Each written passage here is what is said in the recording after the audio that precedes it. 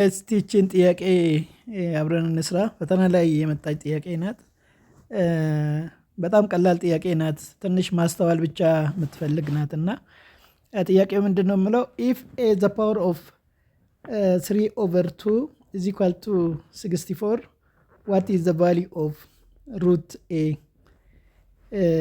ስለዚህ አሁን ከተሰጠን ነው የምንነሳው።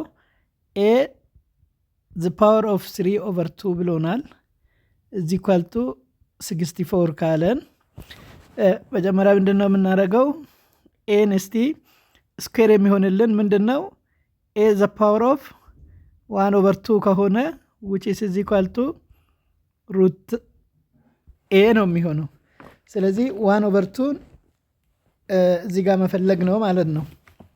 ስለዚህ አሁን ምንድነው የምናደርገው?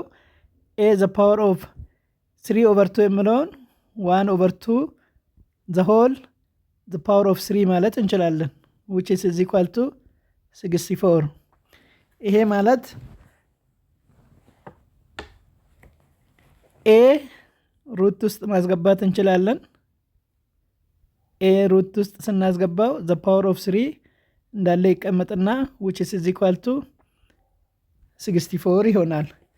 64 ማለት ደግሞ for the power of 3 ነው። root a the power of 3 is equal to 4 the power of 3 ይሆናል።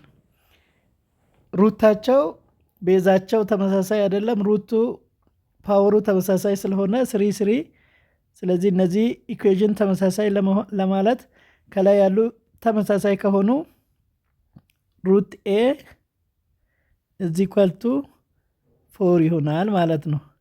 በቀላሉ መልሱን በዚህ መልኩ ማግኘት እንችላለን።